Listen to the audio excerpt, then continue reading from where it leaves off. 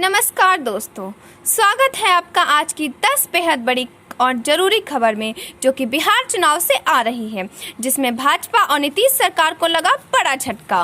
कांग्रेस ने लगाया बड़ा आरोप। जी हाँ दोस्तों, एक एक करके हर खबर के बारे में आपको बताएंगे, लेकिन उससे पहले अगर आपको भी लगता है कि बिहार चुनाव में पीएम मोदी और नीतीश कुमार सरकार को लग सकता है बड़ा झटका, तो आप अभी इस वीडियो को लाइक कीजिए, फ्री में सब्सक्राइब करके घंटी बजाइए, कमेंट में लिखिए जय हिंद। रुक करते हैं पहले खबर की तरफ। एसएससी की परीक्षा को लेकर प्रियंका गांधी ने केंद्र से कहा, युवाओं की बात सुनिए सरकार। जी हां दोस्तों, कांग्रेस महासचिव प्रियंका गांधी वाड्रा ने शुक्रवार को कहा कि कर्मचारी चयन आयोग की परीक्षाएं कैलेंडर के आधार पर निर्धारित कर तय अवधि में पूरा करने की मांग कर रहे युवाओं की बात सरकार को सुननी चाहिए। छात्रों ने दिए सुझाव। उन्होंने रोजगार के मुद्दे पर सोशल मीडिया में राष्ट्रीय बेरोजगार दिवस हैशटैग से चल रहे अभियान के तहत ट्वीट किया।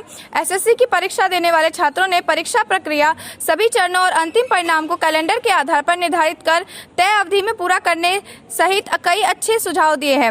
उनके रचनात्मक तरीकों से अपनी बात कह रहे युवाओं को हमारा समर्थन है। कांग्रेस की उत्तर प्रदेश प्रभारी ने कहा, सरकार को भी युवाओं की बात सुननी चाहिए। इससे पहले कांग्रेस और भारतीय युवा कांग्रेस ने गुरुवार को रोजगार के मुद्दे पर सोशल मीडिया में स्पीक अप फॉर जॉब्स अभियान चलाया था। रुक करते हैं अगली खबर की तरफ। विधायक आशा सिन्हा के खिलाफ बीजेपी कार्यकर्ताओं ने ही खोल दिया मोर्चा। दानापुर से उम्मीदवार बदलने की मांग। जी हां दोस्तों, विधानसभा चुनाव के पहले सिटिंग विधायकों को लेकर उनके ही कुनबे में नाराजगी ही देखने को मिल रही है। दानापुर से बीजेपी विधायक आशा सिन्हा को लेकर पार्टी के कार्यकर्ताओं और समर्थकों ने मोर्चा खोल दिया है। आशा सिन्हा लगातार दानापुर विधानसभा सीट से विधायक है, लेकिन क्षेत्र का विकास नहीं होने से स्थानीय लोगों के साथ साथ पार्टी के कार्यकर्ताओं में भी नाराजगी है। इसी नाराजगी का असर है कि विधायकों के खिलाफ आज बीजेपी के ही कार्यकर्ताओं ने खुलकर विरोध प्रदर्शन किया। सगुना मोड़ पर इकट्ठा हुए बीजेपी के कार्यकर्ताओं और समर्थकों ने विधायक आशा सिन्हा के खिलाफ जमकर नारेबाजी की और उन पर क्षेत्र का विकास नहीं करने का आरोप लगाया।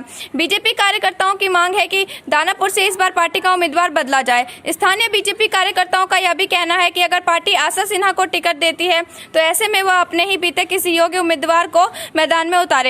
आम लोगों को और कार्यकर्ता से दूर रहने वाले विधायकों के खिलाफ नेता और कार्यकर्ता से लेकर ग्रामीण इन दिनों बिहार में मोर्चा खोल दिया है। विधानसभा चुनाव से पहले जनता से दूर रहने वाले ये कई दलों के विधायक अब ग्रामीणों के बीच जा रहे हैं, लेकिन पहले से नाराज ग्रामीणों को अब मौका मिल गया है। ऐसे में विधायकों को गांव से भगाने से लेकर दौड़ा रहे हैं। सैकड़ों लोगों के बीच इन दिनों कई दलों के विधायकों को लोग सवाल जवाब कर रहे हैं और उनसे 5 सालों का हिसाब मांग रहे हैं। रुख करते हैं अगली खबर की तरफ। रुक करते हैं पहले खबर की तरफ। इंटरनल सर्वे ने बढ़ा दी है बीजेपी की बेचैनी। सीएम नीतीश की लोकप्रियता में आई भारी कमी। जी हां दोस्तों, भारतीय जनता पार्टी ने बिहार विधानसभा चुनाव के लिए एक इंटरनल सर्वे कराया है। यह सर्वे पार्टी के जनरल सेक्रेटरी एमएलसी और प्रदेश उपाध्यक्षों के 90 लोगों की टीम ने की है। सूत्रों की माने तो सर्वे 25 से 28 अगस्त के बीच किया गया है। 3 दिनों तक इस टीम ने पार्टी के मंडल स्तर तक जाकर जानकारी इकट्ठा की है। सर्वे के आधार पर जो रिपोर्ट बीजेपी के पास आई है वो चौंकाने वाली है। दरअसल बीजेपी के इस आंतरिक सर्वे में यह बात सामने आई है कि बिहार में 15 साल से सत्ता के शीर्ष पर बैठे मुख्यमंत्री नीतीश कुमार के खिलाफ इस बार एंटी इनकम्बेंसी फैक्टर काफी अधिक है। नीतीश पर लोगों का भरोसा कमा। सर्वे में यह बात भी सामने आई है कि भाजपा को छोड़ने और आरजेडी के साथ जाने, फिर आरजेडी को छोड़कर बीजेपी के साथ आने के नीतीश कुमार के फैसले के बाद उनकी विश्वसनीयता पर लोग संदेह करने लगे हैं। इसके अलावा सर्वे में यह बात भी सामने आई है कि लालू प्रसाद यादव को लेकर नीतीश कुमार कहीं न कहीं सॉफ्ट है। वहीं बीजेपी के बड़े से बड़े नेता लालू पर सीधा हमला करते हैं। रुक करते हैं अगली खबर की तरफ। लालू यादव के डैमेज कंट्रोल का असर, अपने फैसले से पीछे हट सकते हैं रघुवंश प्रसाद, करीब नेता का दावा। जी हां दोस्तों, बिहार विधानसभा चुनाव से ठीक पहले राष्ट्रीय जनता दल को तगड़ा झटका लगा है। पार्टी के दिग्गज नेता और लालू प्रसाद यादव के दोस्त रघुवंश प्रसाद सिंह ने पार्टी से इस्तीफा दे दिया है। हालांकि उनके इस्तीफे के तुरंत बाद लालू यादव का एक पत्र सामने आया, जिसमें उन्होंने रघुवंश प्रसाद सिंह का इस्तीफा नामंजूर करते हुए मनाने की कोशिश की और कहा कि वो कहीं नहीं जा रहे हैं। लालू यादव के इस डैमेज कंट्रोल का असर भी नजर आ रहा है। ऐसी संभावना है कि रघुवंश प्रसाद सिंह अपने फैसले से पीछे हट सकते हैं। रघुवंश प्रसाद सिंह को मनाने की कोशिश तेज आरजेडी के वरिष्ठ नेता ने करीबी ने हमारे सहयोग अखबार टीओआई से बात करते हुए कहा कि आरजेडी सुप्रीमो लालू प्रसाद यादव का पत्र सामने आने के बाद रघुवंश प्रसाद सिंह अपने फैसले से पीछे हट सकते हैं। वो 1 या 2 दिनों में अपना रुख पूरी तरह से साफ कर देंगे। कुछ समय पहले ही रघुवंश प्रसाद सिंह ने आरजेडी के उपपद से भी इस्तीफा दे दिया था। इसके बाद से ही उनके आरजेडी छोड़ने की अटकलें लगाई जा रही थी। रुक करते हैं अगली खबर की तरफ। बिहार चुनाव, रामविलास का ट्वीट, मेरी तबीयत खराब, बेटे चिराग के हर फैसले का समर्थन। जी हाँ दोस्तों, कोरोना वायरस संकट काल के बीच बिहार में इस वक्त चुनावी सरगर्मी शुरू हो गई है।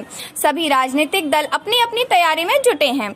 इस बीच केंद्रीय मंत्री और लोक जनशक्ति पार्टी के नेता रामविलास पासवान ने शुक्रवार को कई ट्वीट किए। रामविलास पासवान ने जानकारी दी कि खराब तबीयत के कारण अभी अस्पताल में है। ऐसे में चिराग पासवान पार्टी को लेकर जो भी फैसला ले रहे हैं वे उसके साथ हैं। रामविलास पासवान ने ट्वीट किया कि कोरोना संकट के समय खाद्य मंत्री के रूप में निरंतर अपनी सेवा देश को दी है और हर संभव प्रयास किया कि सभी जगह खाद्य सामग्री समय पर पहुंच सके। इसी दौरान तबीयत खराब होने लगी, लेकिन काम में कोई ढिलाई ना हो, इस वजह से अस्पताल नहीं गया। केंद्रीय मंत्री ने आगे लिखा कि मेरी खराब तबीयत का एहसास जब चिराग को हुआ तो उसके कहने पर मैं अस्पताल गया और अपना इलाज करवाने लगा। मुझे खुशी है कि इस समय मेरा बेटा चिराग मेरे साथ है और मेरी हर संभव सेवा कर रहा है। मेरा ख्याल रखने के साथ साथ पार्टी के प्रति अपनी जिम्मेदारियों को बखूबी निभा रहा है। बिहार चुनाव को लेकर रामविलास पासवान ने आगे लिखा कि मुझे विश्वास है कि अपनी युवा सोच से चिराग पार्टी व बिहार को नई ऊंचाइयों तक ले जाएगा। चिराग के हर फैसले के साथ मैं मजबूती से खड़ा हूं। मुझे आशा है कि मैं पूर्ण स्वस्थ होकर जल्द ही अपनों के बीच आऊंगा। साफ है कि बीते दिनों में चिराग पासवान ने बिहार में चुनाव को लेकर कई बड़ी बातें कही हैं। उनकी पार्टी की ओर से लगातार नीतीश कुमार का विरोध किया जा रहा है और कहा गया है कि वो बीजेपी के गठबंधन में है, जेडीयू के साथ नहीं। इतना ही नहीं, में हुई पार्टी की बैठक में 143 सीटों पर चुनाव लड़ने की तैयारी करने की भी बात कही गई।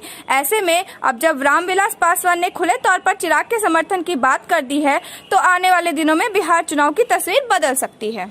रुक करते हैं पहले खबर की तरफ। राहुल गांधी का मोदी सरकार पर वार, चीन ने हमारी जमीन ले ली, क्या यह भी एक्ट ऑफ गॉड है? जी हाँ दोस्तों, भारत और चीन के मध्य सीमा पर तनाव के बीच कांग्रेस के पूर्व अध्यक्ष राहुल गांधी ने चीनी घुसपैठ के मुद्दे पर केंद्र सरकार पर एक बार फिर निशाना साधा है। राहुल गांधी ने शुक्रवार सुबह अपने ट्वीट में लिखा, चीन ने हमारी जमीन पर कब्जा कर लिया। भारत सरकार इसे वापस हासिल करने की योजना बना रही है या फिर इसे भी दैवीय घटना बताकर छोड़ा जा रहा है।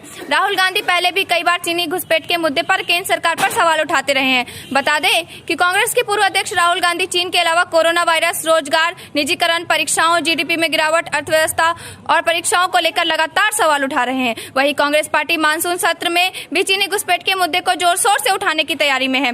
कांग्रेस अध्यक्ष सोनिया गांधी की अध्यक्षता में हाल ही में कांग्रेस के सांसदों की बैठक हुई। बैठक में सांसद के आगामी सत्र में सरकार को घेरने की रणनीति पर चर्चा हुई। सूत्रों के मुताबिक मीटिंग में तय किया गया कि चीनी घुसपैठ के मुद्दे पर प्रधानमंत्री नरेंद्र मोदी को सीधे तौर पर घेरा जाए। मौजूद राहुल गांधी ने कहा कि सरकार ने अभी तक भारतीय जमीन पर चीनी घुसपैठ की बात नहीं कबूल की है। प्रधानमंत्री को इस मामले पर जवाब देना होगा। आप देख रहे थे आपका अपना चैनल। जय हिंद, जय भारत।